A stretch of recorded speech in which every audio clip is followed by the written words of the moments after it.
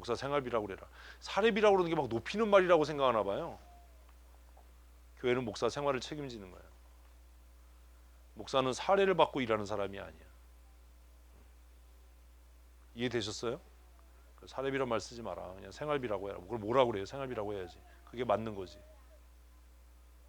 왜 이 일을 해요? 지금 얘기 정리해 이제 집에 가지. 왜 이 일을 해요? 하나님의 영광의 빛을 먼저 보았기 때문이에요. 다른 말로 하면 은혜를 입었기 때문이에요. 교회가 주는 뭐 생활비가 뭐 어쩌고저쩌고 이게 아니에요. 응? 지금은 그런 세상이 됐어요. 와가지고 누가 목사님 지금 얼마 받으세요? 지금 받는 거에 2배 드릴 테니까 우리 교회로 가시죠. 홀랑 가버리면 이건 하나님의 은혜의 빛을 받은 자가 아니에요. 하나님이 나를 두신 그곳에 그냥 있어야 되는 거예요. 돈 때문이 아니라, 명예 때문이 아니라 내가 하나님의 은혜를 먼저 보았기 때문에. 그게 6절이에요. 고린도 교회하고 지금 대화하는 거예요. 사실 고린도 교회가 했던 질문들은 본문에 안 써 있어요. 바울이 그 얘기하는 거예요. 5절에서 야, 우리가 복음을 영화롭게 하기 위해서, 복음이 목적되는 삶을 살기 위해서 우리의 삶을 수단으로 지금 불태우고 있어. 그러니까 요 사이에 질문이 뭐예요? 왜 그렇게 하는데요? 왜 당신들은 돈을 목적으로 하지 않는데요? 왜 당신들은 명예를 목적으로 하지 않는데요? 다른 사람들은 그렇게 하는데, 우리 가운데 들어온 바리새인들은, 우리 가운데 들어온 사두개인들은, 우리 가운데 들어온 다른 선생들은 돈과 명예를 목적으로 하는데 왜 바울 선생님은 그런 돈과 명예를 목적으로 하지 않습니까? 다 뒤에 꿍꿍이 속이 있는 거 아닙니까? 저도 이런 얘기 많이 들었거든요. 목사가 무슨 꿍꿍이 속이 있어서 이런다, 뒤에서 뭐 챙기니까 그러지, 저놈이 미친놈이냐, 왜 그렇게 하냐, 확 그냥 왜 그렇게 하냐? 바울이 그 답이 뭐예요? 내가 먼저 하나님의 은혜를 입었기 때문이다. 그 하나님의 영광의 빛의 비추임을 받았기 때문이다. 근데 그걸 장엄하게 선포하기 위해서 태초에 흑암이 아주 평만한 가운데 하나님께서 빛이라 명하실 때 있었던 빛은 어땠겠어요? 얼마나 찬란했겠어요. 빛이 있는 가운데 빛은 별로 의미가 없잖아요. 그죠?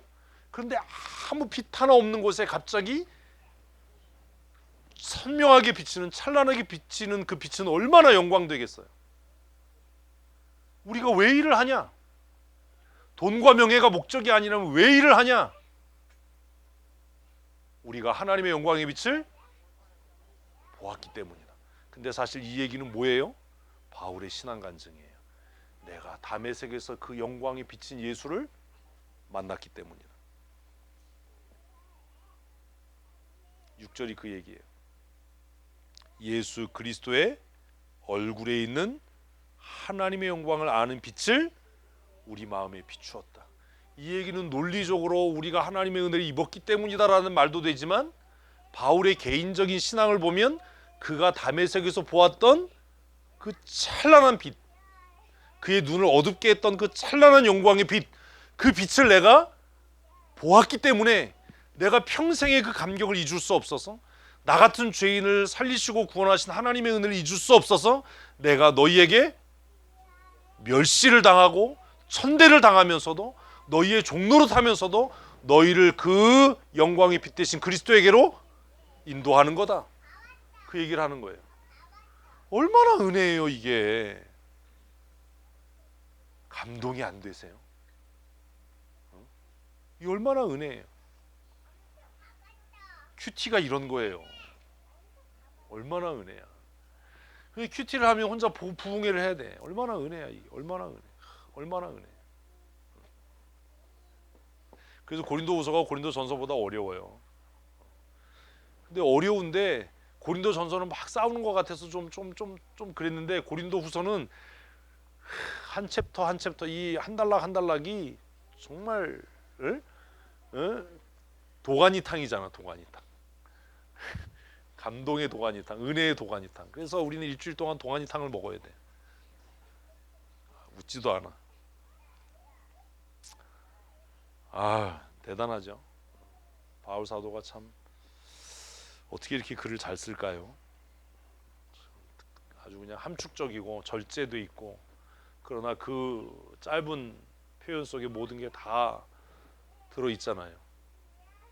얼마나 감사해요. 제가 은퇴해서 심심하고 할 일 없으면 주석을 한번 써보려고 그러는데, 아마 제가 은퇴하면 놀러 다니기 바빠서 그 짓은 안 할 거예요. 고린도후서 큐티 잘하십시오. 이렇게 한 번 모일 때마다 한 챕터씩밖에 못 하는데 지금 8시 넘었거든요. 좀 한 번에 쭉 이렇게 하면 좋겠는데 저도 힘들고, 여러분들에게 자꾸 이렇게 하는 이유는 하는 방법을 좀 익히시라는 거예요. 제가 가끔 여러분들이 그것도 모르는데 이런 소리 하는 건 무시하는 게 아니라 자극을 주는 거예요. 저 같은 사람이 할 수 있으면 여러분같이 훌륭하신 분들은 더 잘하실 수 있어요. 그죠, 고미자 원사님? 내가 1인분 먹을 때 고미자 원사님은 1.5인분을 먹는데 얼마나 잘하실 수 있어요. 저 같은 사람이 이게 이렇게 되면 여러분은 얼마나 더 잘하실 수 있겠어요. 저는 평생 제가 똑똑하다는 생각을 해본 일이 없는 사람인데, 성경을 뜨문뜨문 듬성듬성 보지 말고 꼼꼼하게 읽으십시오. 그러면 그 성경 안에 인생의 답이 있어요. 아까 시작하면서 얘기했잖아요. 성경은 우리의 삶의 유일한 표준이에요. 오늘 본문 말씀에 어떤 원리들이 숨겨져 있을까? 이 본문 말씀이 내 삶에 어떤 표준으로서 역할을 할까라고 사모하는 마음으로 읽으면, 묵상하면 성경은 우리에게 손을 내밀어서 길을 가르쳐 줄 거예요. 인생의 길이 여기에 있다. 인생의 방향이 이것이다. 라고 하는 것.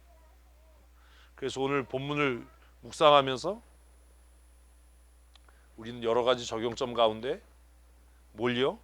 긍휼하심을 입은 대로 낙심하지 말아야 한다. 네? 그죠? 하나님의 긍휼하심을 입은 대로 뭐 하지 말아야 된다? 낙심하지 말아야 돼. 내가 은혜를 입은 사람이라면 낙심하지 말아야 돼.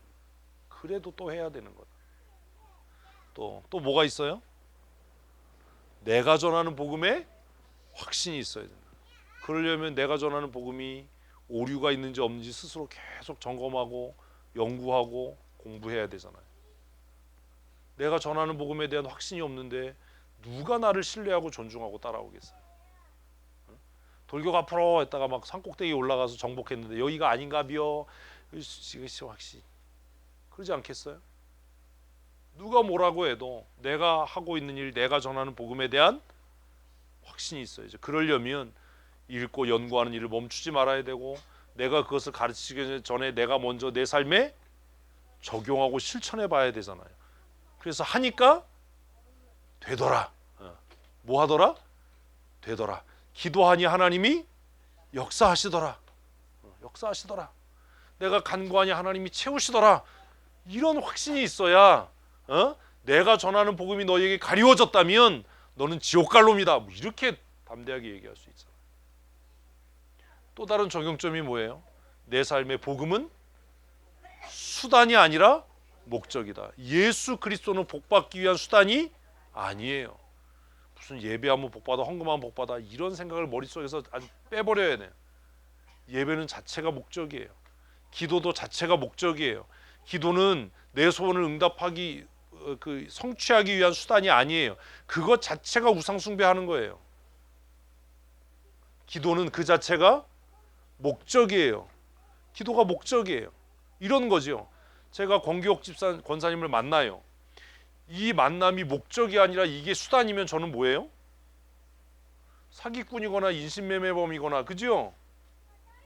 기도가 하나님과의 교제이고 사귐인데 그게 목적이 아니라 수단이라면 그 사람 우상 숭배하고 있는 거예요. 만남 자체가 목적이어야지, 만남이 수단이면 이렇게 교제를 가져서 뭐 등을 쳐먹어야지, 아니 뭐 유산 받았다는데 그거 해먹어, 그거지. 만남 자체가 목적이어야 되는 거예요. 만남이 수단이 되면 문제가 있는 거예요. 이해되셨죠? 기도, 예배, 헌금, 하나님의 말씀을 묵상하는 것, 이것 자체가 뭐예요? 목적이어야 돼요. 이게 수단이 되면 안 돼요. 기독교의 타락은 여기에서 시작되는 거예요. 기도하면 복받아, 예배하면 복받아, 이런 소리 하지 말아야 돼. 그건 우리의 삶의 목적이에요. 그게 소요리문답 1번이에요. 인간의 최고의 목적이 뭐냐? 하나님을 예배하는 거다. 영화롭게 하고 이런 하나님을 예배하는, 그게 목적이다. 그 목적을 목적으로 삼았더니 하나님께서 부수적으로 복을 주시더라, 이거지. 그러니 기도할 때 막 그렇게 막 전투적으로 할 필요가 사실은 없는 거예요. 그게 목적이라면. 복음은 목적이고 나는 수단이 돼야 돼요. 기독교가 타락하는 이유는 뭐가 목적이에요? 내가 목적이고 예배가 수단이 되는 거예요. 내가 복받기 위한 수단이 되는 거예요. 내가 목적이 돼버리는 거예요. 내 기도 응답이 목적이고 하나님은 수단이 되는 거예요. 그게 아니에요. 복음 자체가 목적이고 내가 수단이 되는 거예요. 내가 수단이 되는 거예요. 내가 수단이 되는 거예요. 이런 적용점들을 찾아가실 수 있어야 돼요. 그럼 왜 우리가 힘든데 이 일을 해요? 먼저 은혜 받았으니까. 6절 비추임을 먼저 받았어요. 먼저 은혜. 그러니까 제가 보면서 목사님 설교할 게 없어서 고민이에요. 난 이런 목사 보면 이해가 안 돼요. 지금 이 1절부터 6절까지 했는데 6주 설교할 수 있잖아요. 그죠? 지금 우리 한 것만 해도 20분씩 설교했다면요. 한 달치 한 거예요. 이거 6절만 가지고 부흥의 일주일 할 수 있어요. 왜 설교할 게 없어요?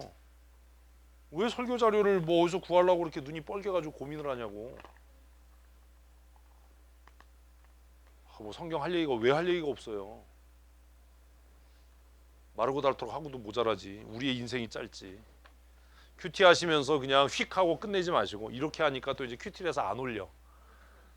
실체가 드러날까 봐. 여러분 실체 다 알고 있으니까 올리세요. 좋은 말로 할 때. 자꾸 하는 훈련을 하셔야 됩니다.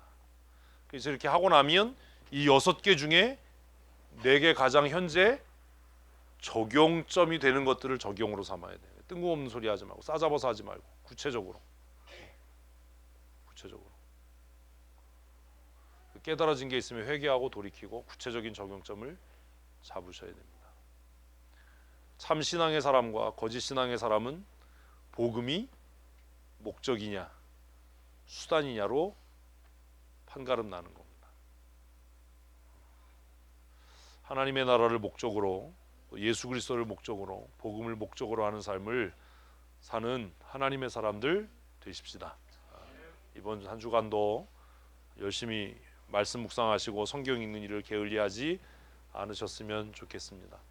화요일날 오전에 시찰회 있습니다. 춘천 시찰회 있고 오후에 임원회가 신천원 제일교회에서 있습니다.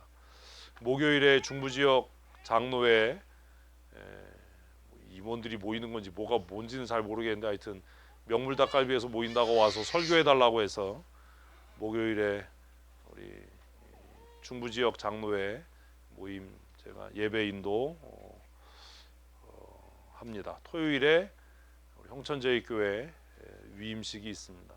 지금 한 주일에 한 번씩 꼭 이렇게 행사들이 계속 있어서 제 마음이 좀 분주한데 위에서 기도해 주시고 그 다음 주에도 월요일날 뭐 여전도회 연합회 뭐 총회가 있다고 설교해 달라고 얘기는 들었는데 그 다음에 연락이 없어서 하는 건지 안 하는 건지 잘 모르겠어요.